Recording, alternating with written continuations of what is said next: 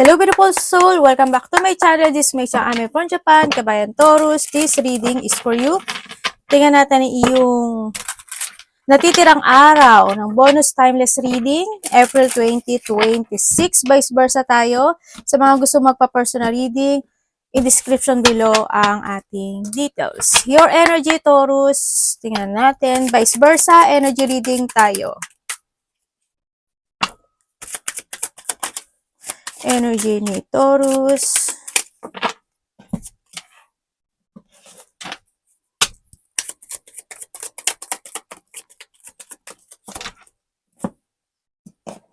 Okay. Your energy is, nandito ka sa sitwasyon mo na mas nagtatrust ka sa sarili mo kasi nandun ka sa point na mas nagpo-focus ka this time sa mga gusto mong pagpasyahan sa buhay, sa mga actions mo. Parang hindi yung pagiging silent but still nag-a-action or mag-a-action ka. When it comes din sa iyong energy is nandun yung point din na may mga manifestation ka na iniisip na paaring yun is nakapagpapaworried sa'yo or may mga bagay sa nakaraan na nahatakan nito. Pwedeng may mga naisip ka sa mga nakaraan o kaya naman is more on thinking kasi siya, no? May mga bagay ka na nagkakaroon ka ng understanding or nagkakaroon ka ng awakening in some aspect of your life, nandun yung point na yon. And then also, ang nakikita ko rin dito is maaari magiging emotional ka. Hindi ko alam in what way eh. Pwedeng may makakausap ka na isang babae or lalaki man siya or may mga sitwasyon na maaalala mo sa nakaraan or pwede rin na night shift ka, hindi ka gaano nakakatulog, kulang yung tulog mo, late ka na natutulog, pagising-gising or maaga ka nagigising or pwede rin na meron ka mga depression, anxiety, o kaya naman may mga panaginip na napapanaginipan mo, pwedeng nandun sa point na yun. Sa iba sa inyo siguro, may mga insomnia kayo, o kaya is may mga sometimes masakit yung ulo nyo, nagkakaroon ka ng migraine, o may migraine kayo, pwedeng nandun sa point na yun. Mga bagay ka na gusto mong umpisahan, gusto mong simulan, gusto mong aksyonan, o mga bagay na gusto mo nang mag-success at gusto mo nang matapos, nandun yung point of your energy. Tingnan natin ang parating kay Taurus. Muti pang mahulog yung ano. Parating sa kanya. Uy.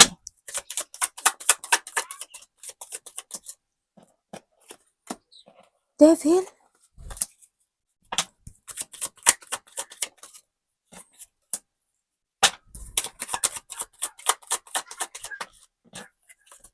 Okay, parating sa iyo.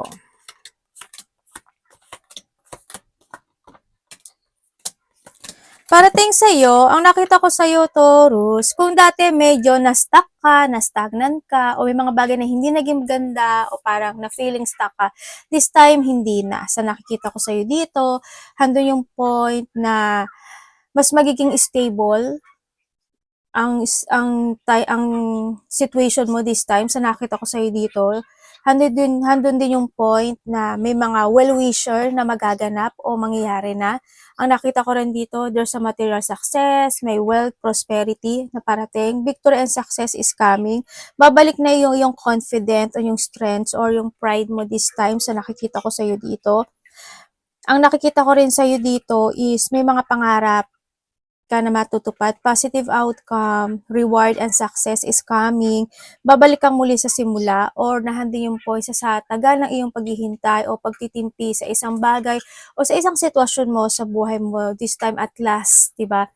Andun na yung point of the beginning happen into your life. Pwedeng tapos na yung mga paghihintay o tapos na yung stagnant, stuck situation, and this time you're starting a new beginning into your life. You will back from the basic situation or magkakaroon ng mga pagre-resetting naman sa iba. Sa iba naman dito is may mga sisimulan ka o may mga sisimulan ka ng muli sa iba sa inyo. May mga ikakagulat o ikakashock o ikabibigla ka daw na situation into your life. Kung titingnan mo dito, we have the 3-9. 999. Congrats! Meron kang 999, ano? Yun ang nakikita ko sa iyo dito. And then, maari magiging busy rin yung iba. May mga bagay sa iba sa inyo na gagawin kayo, mga multitask, mga multiple priorities. Yun ang nakikita ko sa iyo parating sa iyo. Merong kakausap sa iyo na maaring ito is dalawang lalaki. Hindi ko alam kung sino yung dalawang lalaki sa buhay mo, pero may dalawang lalaki na maaring magkakaroon ka ng connection sa kanila. No, dalawa or tatlo something sa iba sa inyo, no? Pwedeng pangatlo ka sa lalaki na yon, or pwedeng pangalawa ka sa lalaki kasi may dalawang lalaki akong nakikita dito. And then also, you will become a center of attention naman sa iba sa inyo. Yun ang nakikita ko alam mo yun, nahandun yung illusioning something in the past situation and this time it happened. Dati may ini-illusion ka or may dati may hinihintay ka maybe, or dati iniisip mo lang pero ngayon this time mangyayari na siya. Yun ang nakikita ko dito sa iba sa inyo. Kaya congratulations, no? Yun ang nakikita ko sa iyo dito. May mga decision making ako nakikita sa iyo. Handito rin meron ako nakikita na para makaka-receive ka ng advice or support or consultant, para may consultant advice, opinion, parang may ganon. Ikaw sa kanya or siya ito sa iyo may ganon ako nakikita sa iyo dito. Congrats, ang ganda ng ano mo. Magkakaroon ng mga clarity sa lahat ng aspeto ng buhay mo. Sa nakikita ko sa dito. Sa iba naman sa inyo is para may pagkakagastusan kayo Hindi ko alam yung what way. Siguro may tao na hihingi sa iyo and then may hihingi ng tulong or may hihingin or may bibilin or pwedeng manghihingi ng pera, mangungutang, o kaya naman may hihingi sa sayo, o kaya ikaw or vice versa, ikaw may hihingin sa kanya. Yun na nakikita ko sa iyo parating.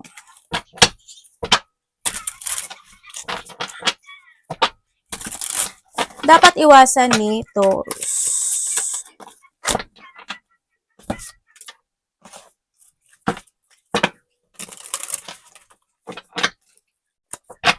Dapat kong iwasan.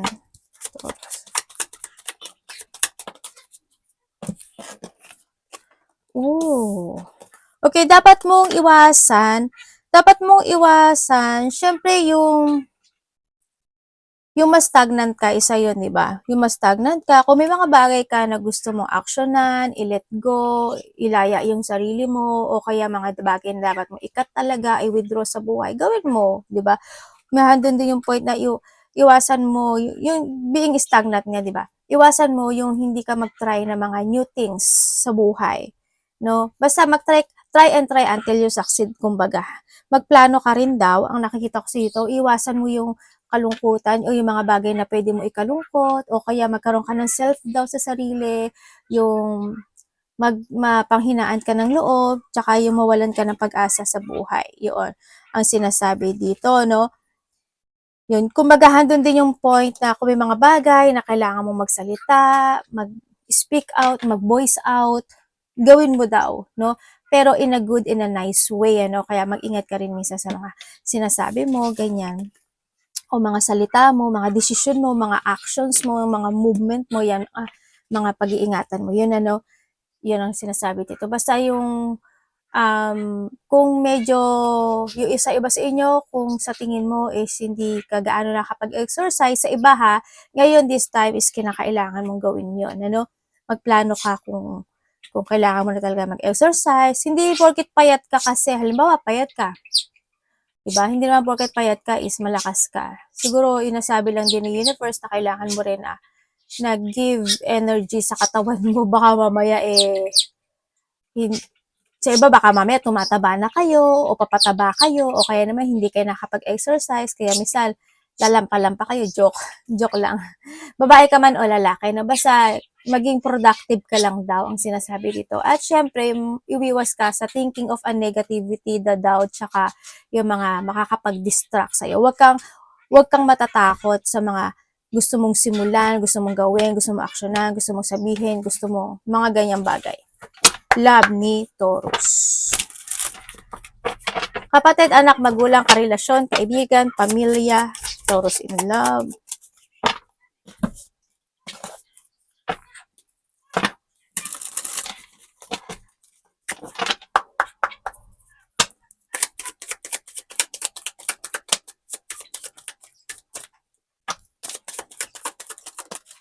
Okay. Sa mga single dyan. Sa mga single naman sa inyo, ang nakikita ko naman sa inyo is maaring may 1 hanggang 2 tao ako nakikita sa iyo, no? Sa mga single dyan. Ang nakikita ko dito is pwedeng isa dito or pwedeng 2 sila is nagkakaroon na talaga yun, may connection. Kumbaga may mga banding, nag-uusap o kaya nagkakakwentuhan, pwedeng nahandoon sa point na iyon. Ang nakita ko dito is pwedeng isa sa kanila is may mga pinagdadaanan na problema or parang medyo emotional kasi yung isa sa nakita ko ito. Pero yung isa dito is confident siya. Parang handun yung point of high confidence sa sarili. Lalaki man siya o babae na kaya niya yung sarili niya. Kumbaga, handun yung pagiging leadership aura ng tao na iyon sa nakikita ko sa kanya. Sa mga nagkahiwalay naman, yes, nagkaroon na paghihiwalay sa nakikita ko dito kasi maaari nagkaroon ng attraction sa iba, nag-movement o napasok sa third-party relationship. Naging hot and cold yung relationship, nagkaroon ng pag-isolate or sobrang nag-regret sa connection na ito. Pinahalagahan at inalagaan ng bawat isa. Pero wala tayong nagawa kasi nga, handun yung point of attraction na-attract sa iba sa nakikita ko dito. Pero maaring nagkakausap pa rin kayo or nahandun yung point na syempre nahandun pa rin yung kung hindi man is magkakaroon muli kayo ng pag-uusap nito sa nakita ko dito. Kung sa iba nakakausap na pero darating yung time na magkakaroon uli kayo ng pag-uusap nitong tao na ito. Kung kayo naman is may third party relationships, you put effort when it comes vice versa sa connection na ito kahit na may third party relationship. Pero yun nga, minsan nakararamdaman, siguro ang nagko-connect na lang sa inyo siguro kasi baka may anak kayo o kaya naman kung wala naman kayong anak, nakakapag-isip-isip ka na rin din naman siguro ng parang nag-iisip ka ng kung magbabago pa ba to or sakaling iiwanan niya yung kabit niya o yung sana hindi ko yung third party ha. Kung ikaw yung third party, ibang salita na yun. Ibig sabihin, ikaw yung gumawa na ikakalugmok mo. Okay? Kaya you need to accept kung saan ka lulugar. Nandun lang yon. Pero kung hindi ka naman third party, nasa sa'yo din yung desisyon na to.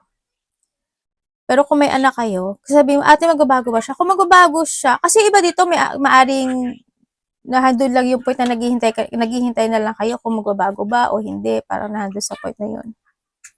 Sa dito kung magbabago,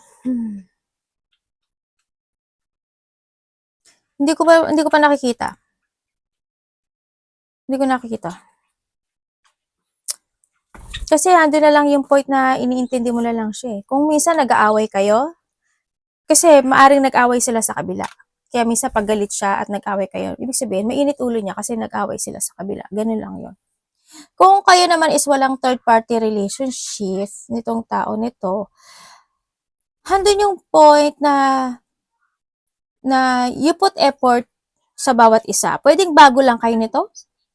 Kung bago kayo nito, handun yung bonding relationship, handun yung point na nagkakaroon pa rin ng pag-iisip. Pero, handun yung excitement and attraction sa bawat isa. You're caring this person, siya rin naman, ganun din kung sa mga bago dyan.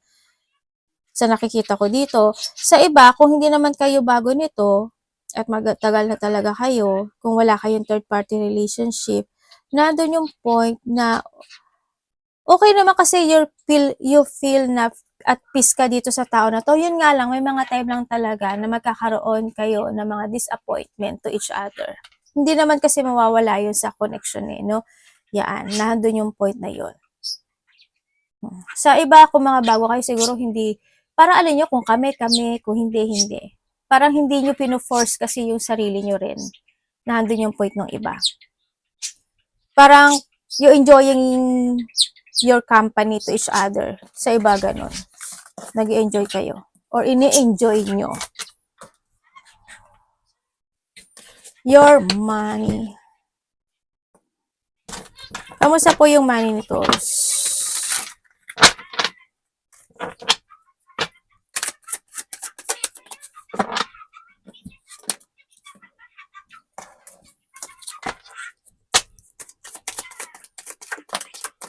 Money and trabaho to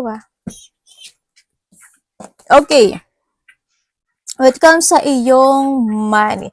Pagdating sa iyong money, sa iba sa inyo, maaaring nandun yung point of completion. Ibig sabihin is may mga unti-unting nag-uumpisa na, o mga unti-unting natatapos na. Nandun yung point, ano? Kaya, na mas magiging magaang ngayon yung flow ng iyong money, ang nakikita ko sa'yo dito. Sa iba sa inyo, maaaring may hinihintay kayo. Sa iba naman, nandun kayo sa point na nagkakaroon kayo ng mga bagong plano or mga bagong pananaw sa kinabukasan, o nagkakaroon na kayo this time ng strategy to handle yung inyong kaperahan.